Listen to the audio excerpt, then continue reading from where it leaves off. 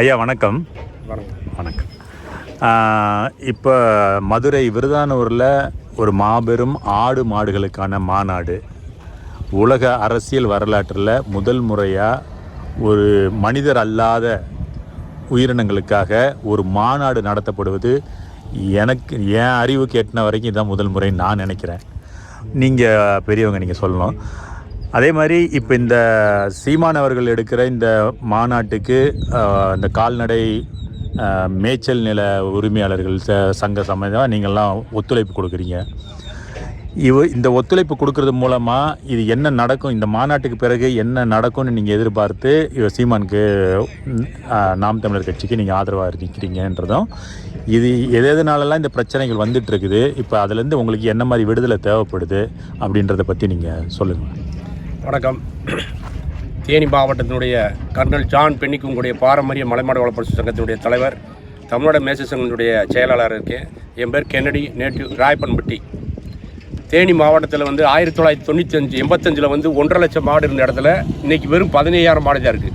அப்பா, இன்றைக்கி அந்த 17,000 மாடுமே உலக புகழ்பெற்ற ஜல்லிக்கட்டு, ரேக்லார் ரேஸு, உழவு மாடுகள் மற்றும் பால் பீச்சுறதுக்கு இந்த மாடுகள், இயற்கை விவசாயம் செய்கிறதுக்கு இந்த மாடுகள் வாழ்ந்து வருகிறது.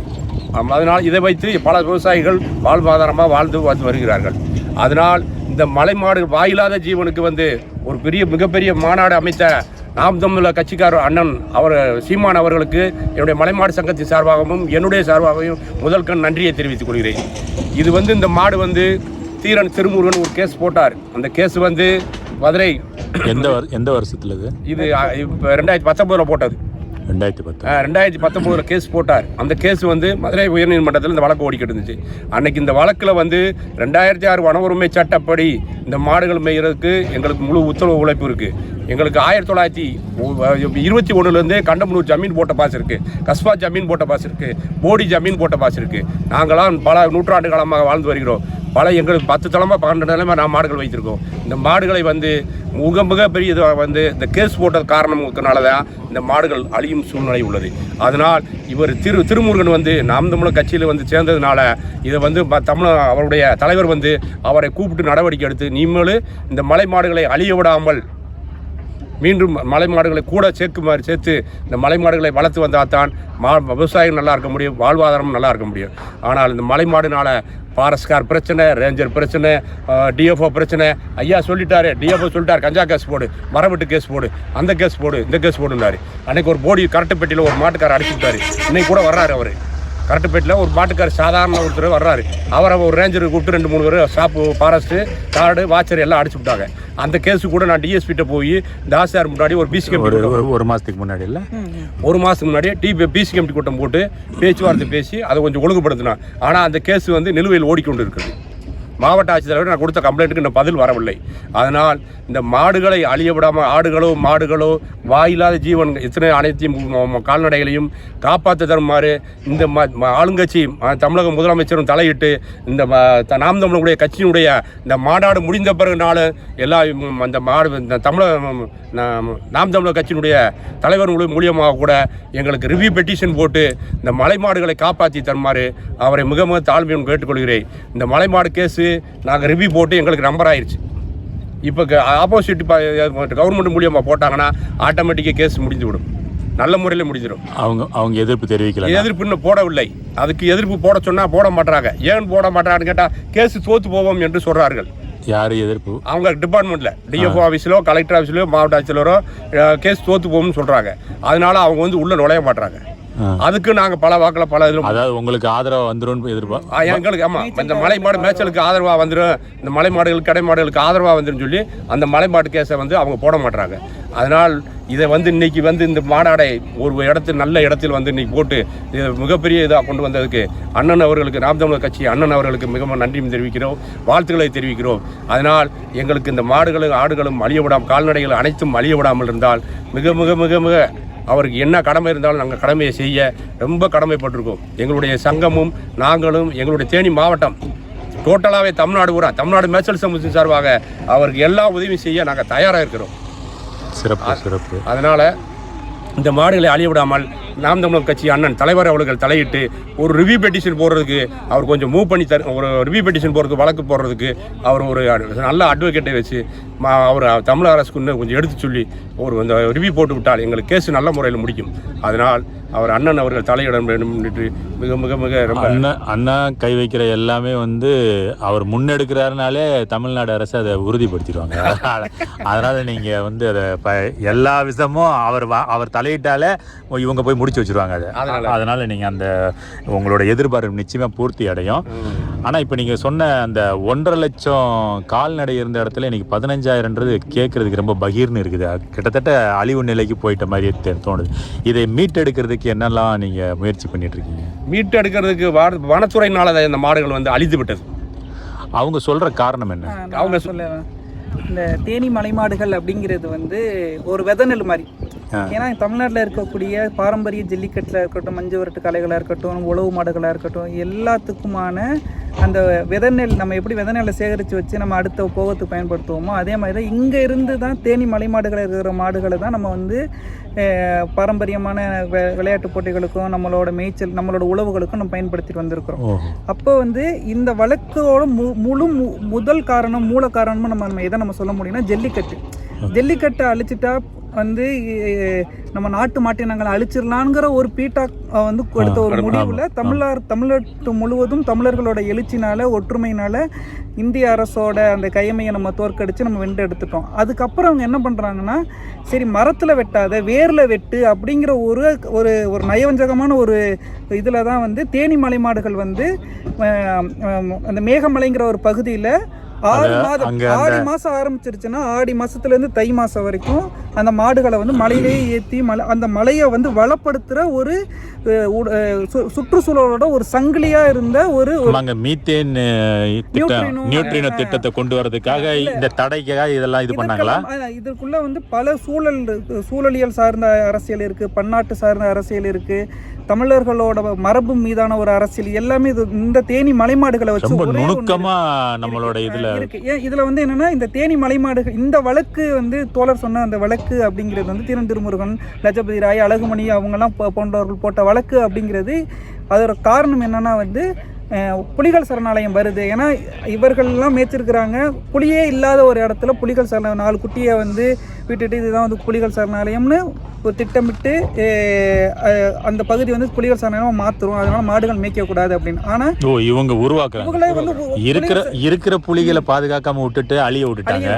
2006 இவங்க உருவாக்குறாங்க. 2006 வட உரிமை அங்கீகார சட்டம் அப்படிங்கிறது வந்து வனத்தை வந்து பழங்குடியினருக்கும் மேய்ச்சல்காரர்களுக்கும் காடுகளில் சொல்லி பிறக்கிறவங்களுக்கும் அந்த அதிகாரத்தை கொடுத்துட்டாங்க.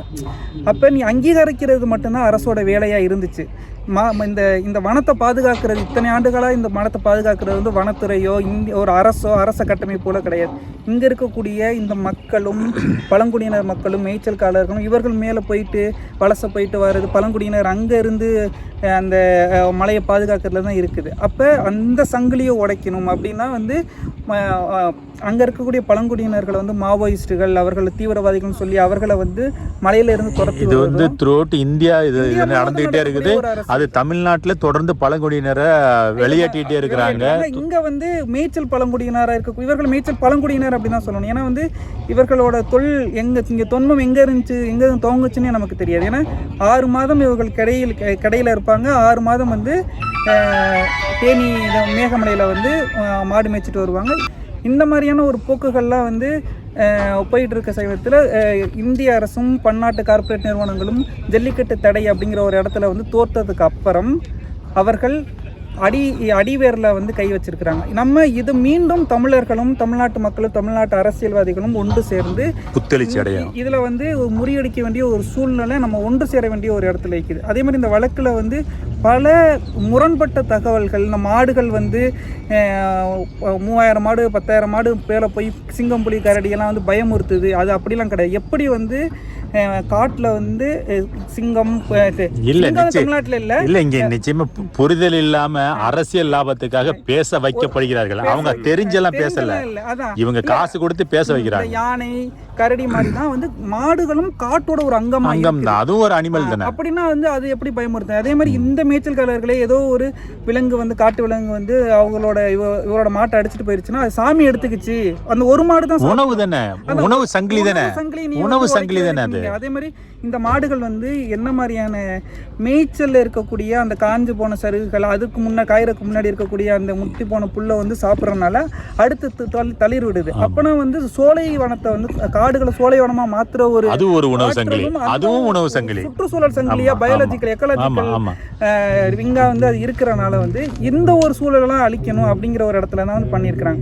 அப்போ இந்த 1.5 லட்சம் மாடு ஏன் 15,000 மாடாக மாறுது அப்படின்னா, இங்கே வந்து தமிழ்நாட்டிலேயோ இல்லை இங்கே சொல்லப்பட்டனா மாடு மேய்க்கிறவன் நீ சும்மா படிக்கலன்னா மாடு மேய்க்கிறதா, மாடு மேய்க்கிறது வந்து எவ்வளோ பெரிய, அந்த வார்த்தையை ரொம்ப கொச்சையான வார்த்தையா மாத்திட்டாங்க. அது வந்து நம்ம மாடு மேய்க்கிறது ஒரு கலாச்சாரம், அது ஒரு மிகப்பெரிய தொழில். அப்போ அப்போ மாடு மேய்க்கிறத ஒரு இழி தொழிலாக மாற்றி வச்சிருக்கிறாங்க, விவசாயம் பண்ணுறது இழி தொழிலாக மாற்றி வச்சு, இது எல்லாமே தான் நம்மளோட ஆணிவேர்கள் கூறுகள். இதை வந்து படிச்சிருந்தாலும் ஏதோ ஒரு நாள் நம்ம வந்து இந்த இடத்துக்கு இதை நம்ம நம்பி தான் இருக்கிறோம் அப்படிங்கிறத சொல்கிறதுக்காக மிச்சம் எஞ்சமாக இருக்கிறது தான் அந்த 15,000 மாடுகள் 20,000 மாடுகள் இருக்குது. இப்போ இதை நம்ம காப்பாற்றி இந்த மாதிரியான வழக்குகளை வந்து தமிழ்நாடு அரசே வந்து தானே வந்து இதை ஒரு தமிழ்நாட்டு மக்கள் மேலே இருக்கக்கூடிய அந்த உரிமையை வந்து திரும்பி வாங்கறதுக்கு தானே ஒரு ரிவ்யூ பெட்டிஷன் போட்டு இங்கே இருக்கக்கூடிய மேய்ச்சல்காரர்களுக்கு மேய்ச்சல் புறம்போக்குகளையும் மேய்ச்சல் சமவெளிகள் மேய்ச்சல் வனத்தையும் வந்து அவர்களுக்கு நீங்கள் கொடுக்குற பட்சத்தில் தமிழ்நாட்டில் வந்து ஒரு சொர்க்க பூமியாக மாற்றுறதுக்கான ஒரு வாய்ப்புகளை ஏற்படுத்தும். நீங்கள் ரொம்ப சரியாக சொன்னீங்க. நம்ம வந்து திரும்ப இதை மீட்டெடுக்கிறோன்னு சொல்கிறோம். ஆனால் நம்ம ஒரு பக்கம் என்ன பண்ணுறோம், நம்ம பிள்ளைங்களை இன்ஜினியர் ஆகணும், டாக்டர் ஆகணும் தான் நம்ம யோசிக்கிறோம். அப்போ எங்கே மீட்டெடுப்பு நடக்குது சொல்லுங்கள்? அதான் அது நம்மளை அறியாமையே நம்ம வந்து நம்ம அழிச்சிக்கிட்டு இருக்கிறோன்றது நம்ம ஏற்றுக்கிட்டே ஆகணும். நம்ம நீங்கள் சொன்னீங்கல்ல, அது மாடு மேய்க்கிறது வந்து ஒரு இழி தொழிலாக மாற்றிட்டாங்கன்னு, அதை ஏற்றுக்கிட்டது நம்ம தப்பு தானே. எவனோ ஒருத்தன் மாற்றினா, ஆனால் ஏற்றுக்கிட்டோம் தானே. ஏற்றுக்கிட்டு நம்ம பிள்ளைங்க நமக்கு பொருளாதாரம் நல்லா இருந்துச்சுன்னா நம்ம என்ன பண்ணுறோம், நம்ம பிள்ளை டாக்டர் ஆகிறோம், இன்ஜினியர் ஆகும், ஒரு தற்சார்பு பொருளாதாரத்தை ஏற்று அவன் ஒரு பெரிய சமுதாயத்தை உருவாக்கணும்னு எந்த தாய் தந்தையும் நினைக்கலையே. அந்த சமுதாய மாற்றத்தையும் நீங்கள் சேர்ந்து உருவாக்கணுன்றது தான். நிச்சயமா தற்சார்பு பொருளாதாரத்துக்கு இந்த மேய்ச்சல் சமூகத்தினர் தான் உலக அளவில் 100% தற்சார்பு பொருளாதாரத்தில் இருக்கிறாங்க. ஏன்னா நீங்கள் வந்து ஒரு விவசாயம் பண்ணணும் அப்படின்னா கூட நீங்கள் வந்து விதை நெல்லோ இல்லை வந்து மற்ற உரங்களோ வந்து இப்போ இருக்க சூழ்நிலைக்கு விதை நெல்லோ வேறு யாரும் சார்ந்து நம்ம இருக்கணும். அதே மாதிரி நீங்கள் வந்து மீன்பிடி தொழில்னா கூட நீங்கள் வந்து கடலுக்கு போனாலும் போட்டுக்கு நீங்கள் போடக்கூடிய பெட்ரோல் இருந்து அதுவும் வந்து ஒரு தற்சார்பு கிடையாது. ஆனால் மேய்ச்சல்காரர்கள் இங்கேருந்து மாட்டை பற்றிட்டு நடந்தே போனாங்கன்னா இவங்க நடந்து போகிறது தற்சார்பு பண்ணாலும் ரிட்டர்ன் வரும்பொழுது இயற்கையையும் ஒரு தற்சார்பு சூழ்நிலைக்கு மாற்றுற ஒரு நிலையை தான் வந்து மேய்ச்சல்காரர்கள் பண்ணுறாங்க. அப்போ இது வந்து தமிழ்நாட்டோட நேரடியாகவும் மறைமுகமாகவும் ஏதோ ஒரு நடந்துகிட்டே இருக்கு. தமிழ்நாட்டில் ஒரு 50 லட்சம் பேருக்கு மேலே இந்த இதை நேரடியாக மறைமுகமாக இருக்கிறாங்க. அப்போ இவர்களுக்கு தமிழ்நாடு அரசு வந்து ஒரு தனி வாரியம் அமைச்சு இவர்கள் சார்ந்த தொழில்களுக்கும் இவர்கள் சார்ந்த வாழ்வியலுக்கும் இவர்களுக்கு வந்து உயிர் காப்பீடு இதெல்லாம் நாங்கள் சந்திக்கிறோம்.